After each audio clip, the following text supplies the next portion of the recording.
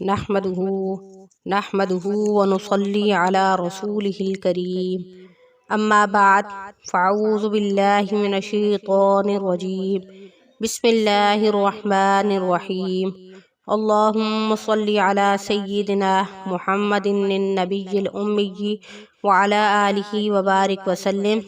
شروع اللہ کے نام سے جو بڑا مہربان اور نہایت رحم کرنے والا ہے۔ بیس قرآنی وظائف کی طرف سے ہمارے تمام بہن بھائیوں کو السلام علیکم ورحمۃ اللہ وبرکاتہ۔ امید کرتے ہیں کہ آپ سب خیریت سے ہوں گے۔ تو آج جو وظیفہ میں آپ کو بتانے لگی ہوں، یہ وظیفہ ایک سچی کہانی پر مبنی ہے۔ یہ وظیفہ میں نے بہت لوگوں کو بتایا، اللہ رب العزت نے ان کی غیبی مدد کی۔ تو ویڈیو شیئر کرنے سے پہلے میں ریکویسٹ کرنا چاہوں گی کہ جو ہمارے بہن بھائی ہمارے چینل پر نئے ہیں یا پہلی دفعہ ہمارے چینل کو سن رہے ہیں تو ہمارے چینل کو لائک کریں، شیئر کریں، سبسکرائب کریں تاکہ ہر آنے والی ویڈیو آپ کو مل سکے۔ تو میں نے یہ وظیفہ جو آپ کو آج بتانے لگی ہوں، میں نے بہت لوگوں کو بتایا تو اللہ نے ان کی غیبی مدد کی۔ جب بھی ان کو پیسوں کی ضرورت پڑی تو اللہ کی طرف سے غیبی مدد آ گئی اور ان کی وہ مشکل حل ہوگی۔ انہوں نے میرا بہت شکریہ ادا کیا کہ آپ نے ہمیں یہ وظیفہ بتایا اور اللہ نے ان کی غیب سے مدد کی۔ یہ وظیفہ بہت مجرب اور بہت ہی پاورفل ہے۔ جب بھی مجھے پیسوں کی ضرورت پڑی میں نے فوراً اس وظیفے کو کر کے اللہ کی غیبی مدد حاصل کی۔ میں پہلی دفعہ میں نے مغرب کے وقت یہ وظیفہ کیا، یعنی تو عشاء کے وقت ایک بندہ آیا اور مجھے پیسے دے کر چلا گیا۔ میں نے اس سے بہت پوچھا، بھائی تم کون ہو، تم کیوں آئے ہو؟ تو اس نے مجھے نہیں بتایا اور پیسے دے کر چلا گیا اور کہا کہ اللہ کا بندہ ہوں، آپ کی مدد کے لیے آیا ہوں۔ تو آپ ان پیسوں کو رکھ لیں۔ مجھے اپنی آنکھوں پر یقین نہیں آیا۔ اسی طرح ایک دفعہ میرے شوہر کو بہت پیسوں کی ضرورت تھی، اس وجہ سے کہ میں پریگننٹ تھی، میرا آپریشن ہونا تھا اور ہمارے حالات بہت زیادہ خراب تھے، ہمیں سخت پیسوں کی ضرورت تھی۔ میں پورا سال جو ہے وہ بیمار رہتی تھی اور ہمارا بہت زیادہ خرچ تھا میڈیسن وغیرہ کا، لیکن میرا پھر آپریشن ہونا تھا اور میرے میاں کے حالات بہت خراب ہو گئے تھے، ہمیں 70,000 سے لاکھ روپیوں کی ضرورت تھی۔ پھر میں نے فوراً وضو کیا اور اس وظیفے کو کر کے اللہ سے دعا کی تو اللہ نے غیبی مدد کی۔ وہ کس طرح غیبی مدد کی کہ میری ایک کزن ہے جو باہر لندن میں رہتی ہیں، اچانک وہ پاکستان آئیں اور میرے گھر آئیں تو انہوں نے میری طبیعت دیکھی جو بہت خراب تھی، کیونکہ اچھی خوراک نہ ہونے کی وجہ سے اور حالات خراب ہونے کی وجہ سے میں بہت زیادہ بیمار تھی۔ تو اس نے گفٹ کے طور پر مجھے 1,00,000 روپیہ دیا اور یہ کہا کہ آپ کا مشکل ٹائم ہے، آپ ان پیسوں کو رکھ لیں، یہ میری طرف سے آپ کے نئے آنے والے بچے کے لیے گفٹ ہے، اس کو آپ قبول فرما لیں۔ تو دیکھیں میرے بہن بھائیوں، اللہ رب العزت کیسے اپنے بندوں کی غیبی مدد کرتا ہے۔ بس یقین اور توکل صرف اور صرف اللہ رب العزت پر ہونا چاہیے۔ اور آج جو وظیفہ میں آپ کو بتاؤں گی، آپ نے بالکل ہی اس وظیفے کو ایسے کرنا ہے تاکہ اللہ رب العزت آپ کی غیبی مدد کریں، اور آپ نے بھی اس وظیفے کو اسی مقدار کے مطابق پڑھنا ہے، یعنی جتنا نہ اس مقدار سے زیادہ کرنا ہے اور نہ اس سے کم کرنا ہے، جیسا میں آپ کو بتاؤں گی۔ تو انشاءاللہ اللہ رب العزت آپ کی غیبی مدد جو ہے وہ ضرور و ضرور کریں گے۔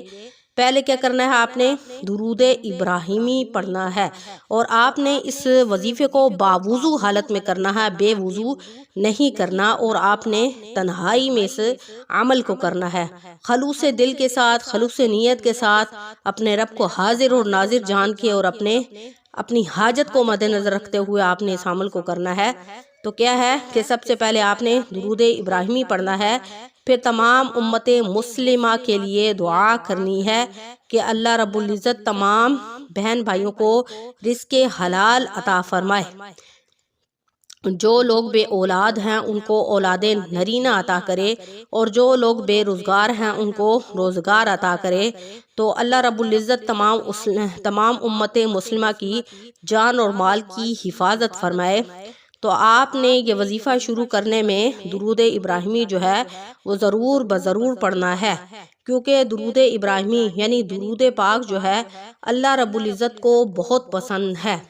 جب کوئی شخص درود ابراہیمی کا ورد کرتا ہے تو فوراً فرشتے اللہ کے حضور حاضر ہو کر فرماتے ہیں کہ اے ہمارے رب، دنیا کا فلاں بندہ ہے جو آپ پر درود بھیج رہا ہے، تو اللہ پاک اس پر بہت زیادہ رحمتیں نازل کرتے ہیں اور اس کو رحمت کی نظر سے دیکھتے ہیں، اور اللہ پاک کو درود پاک پڑھنا بہت پسند ہے، کیونکہ درود پاک کی بہت بڑی فضیلت ہے کہ جو شخص بھی کوئی بھی وظیفہ درود ابراہیمی کو پڑھ کر کرے گا تو اللہ رب العزت اس کی دعا کو ضرور بضرور جو ہے وہ قبول فرمائیں گے۔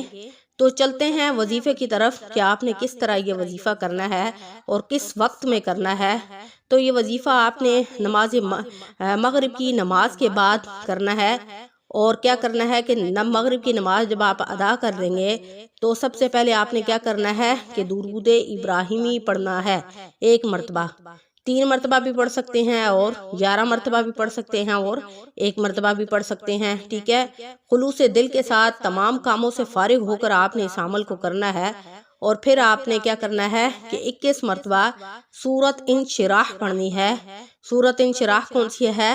الم نشرح لک صدرک ووضعنا عنک وزرک الذی انقض ظہرک ورفعنا لک ذکرک فإن مع العسر یسرا ان مع العسر یسرا فإذا فرغت فانصب وإلی ربک فرغب۔ اور پھر آپ نے اس سورت کو پڑھنے کے بعد یعنی یہ سورت آپ نے وہیں بیٹھے ہوئے جائے نماز پر 21 مرتبہ پڑھنی ہے، اور پھر آخر میں درود ابراہیمی پڑھنا ہے، چاہے تو آپ 1 دفعہ پڑھیں، چاہے تو آپ 3 دفعہ پڑھیں، چاہے تو آپ 11 مرتبہ پڑھیں، جتنی دفعہ آپ کا دل مانتا ہے آپ درود ابراہیمی کو پڑھ لیں، اور پھر بیچ میں آپ نے بات نہیں کرنی، ٹھیک ہے۔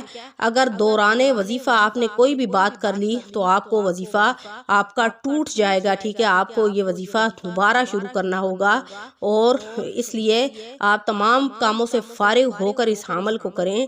تو میں آپ کو وظیفہ دوبارہ بتا دیتی ہوں کہ آپ درود ابراہیمی پڑھیں سب سے پہلے 3 مرتبہ یا 11 مرتبہ یا 1 مرتبہ، پھر اس کے بعد 21 مرتبہ سورۃ انشراح پڑھیں، اور پھر آخر میں درود ابراہیمی پڑھیں، اور بیچ میں آپ نے بات نہیں کرنی۔ اگر آپ نے بات کر لی تو آپ کا وظیفہ کسی کام کا نہیں ہوگا، بلکہ آپ کو وظیفہ دوبارہ شروع کرنا ہوگا، اور اس عمل کو آپ نے تنہائی میں بیٹھ کر کرنا ہے، ٹھیک ہے، اور خلوص دل کے ساتھ کرنا ہے، اور آپ نے دعا بھی کرنی ہے، اور 21 روز تک آپ نے اس عمل کو جاری رکھنا ہے۔ پہلی بات تو یہ ہے کہ جب آپ پہلی دفعہ اس وظیفے کو کریں گے تو رزلٹ آپ خود دیکھ لیں گے کہ انشاءاللہ اللہ رب العزت کسی شخص کے ذریعے آپ کی ایسی مدد فرما دیں گے، جو بھی آپ کی پریشانی ہوگی، اگر آپ کو پیسوں کی ضرورت ہوگی یا ویسے آپ کی کوئی ایسی حاجت ہوگی جو پوری نہیں ہو رہی ہوگی، تو اللہ کریم غیب سے ایسی آپ کی وسیلے بنا دیں گے، ایسے مدد فرما دیں گے کہ آپ سوچ بھی نہیں سکتے، اور آپ کو اپنی آنکھوں پر یقین بھی نہیں آئے گا۔ تو اس لیے اگر آپ کو پیسوں کی ضرورت ہے یا آپ کی ایسی کوئی بھی مشکل ہے تو آپ فوراً اس عمل کو کریں، تو انشاءاللہ آپ دیکھیے گا اللہ کریم غیب سے آپ کی مدد کریں گے۔ تو اور آپ نے جیسا میں نے آپ کو وظیفہ بتایا ہے ایسے ہی آپ نے بالکل کرنا ہے، ٹھیک ہے۔ کچھ بہن بھائی ایسے ہیں جو وظیفہ صحیح طرح کرتے نہیں ہیں، پھر بعد میں گلہ کرتے ہیں کہ بھائی ہم تو وظیفے کر کر کے تھک گئے ہیں لیکن ہمارا وظیفہ کارآمد ثابت نہیں ہوتا۔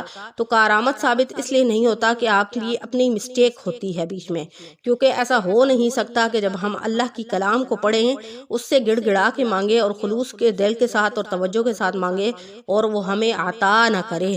تو اس لیے میری ان بہن بھائیوں سے ریکویسٹ ہے کہ خلوص دل کے ساتھ نیت کے ساتھ کریں، اور جو ہم 2-3 دن وظیفہ کرتے ہیں اور دل چھوڑ بیٹھتے ہیں کہ یہ تو ہمیں کوئی فائدہ ہی نہیں دے رہا تو ہم کیسے عمل کریں، ایسا کبھی نہیں ہو سکتا۔ آپ ذرا وظائف کو کر کے دیکھیں کہ آپ کو دلی تسلی نہیں ہوتی۔ جب بھی انسان پریشانی میں اپنا رب کو یاد کرتا ہے تو اس کو دلی سکون محسوس ہوتا ہے۔ تو انشاءاللہ امید ہے کہ جیسا میں نے آپ کو وظیفہ بتایا ہے آپ بالکل ہی اس وظیفے کو ایسے ہی کریں گے، تو خود بھی کریں گے اور آگے بھی بہن بھائیوں کو فارورڈ کریں گے تاکہ اور بھی میرے بہن بھائی اس عمل سے مستفید ہو سکیں۔ تو انشاءاللہ نیکسٹ ویڈیو کے ساتھ آپ کی خدمت میں حاضر ہوں گے۔ وآخر دعوانا ان الحمدللہ رب العالمین۔ السلام علیکم ورحمۃ اللہ وبرکاتہ۔